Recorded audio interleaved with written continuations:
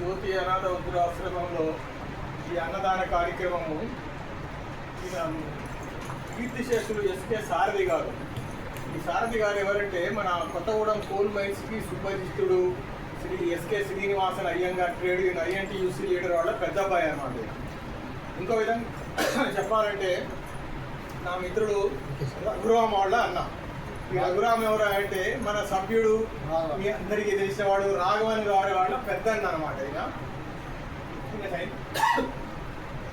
చనిపోయి 3 ఏళ్ళు అవుతుంది.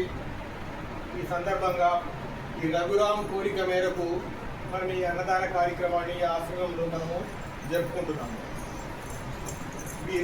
ఈ అయ్యంగారు వాళ్ళ ఫ్యామిలీ ఏది ఉన్నా కానీ దాదాపు వాళ్ళ సర్కిల్ మొత్తం అన్నీ మనం ఇక్కడే చేస్తున్నాము.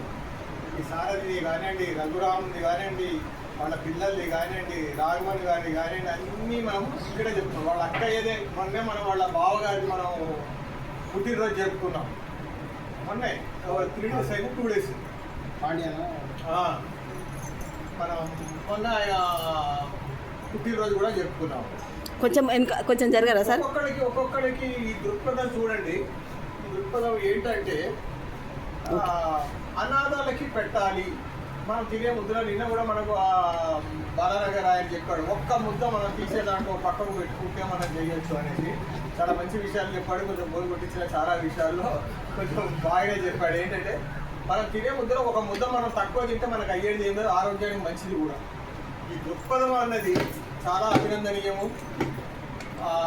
మా ఫ్రెండ్ వీడికి రాఘవన్ అనే వస్తుంది. రఘురామ్కి ప్రత్యేక ధన్యవాదాలు. సీనియర్ శిక్షణ స్టేషన్ విద్యానగర్ కాలనీ తరఫున ప్రత్యేక ధన్యవాదాలు చెప్తుంటున్నాను.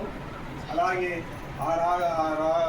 రఘురాము గారికి ఈ జ్యోతి అనాథాశ్రమంలో కల్పించిన ఈ కార్యక్రమాలన్నిటి కూడా ఈ విధంగానే కొనసాగిస్తూ మంచి ఆరోగ్య ఐశ్వర్యాలతో వాళ్ళ కుటుంబాన్ని దేవుడు చల్లగా చూడాలని ప్రార్థిస్తూ ఈ అన్నదాన కార్యక్రమాన్ని ప్రారంభించవలసిందిగా ఈ నిర్వాహకురాలు జ్యోతిని కోరుకుంటున్నాను. పెట్టండి.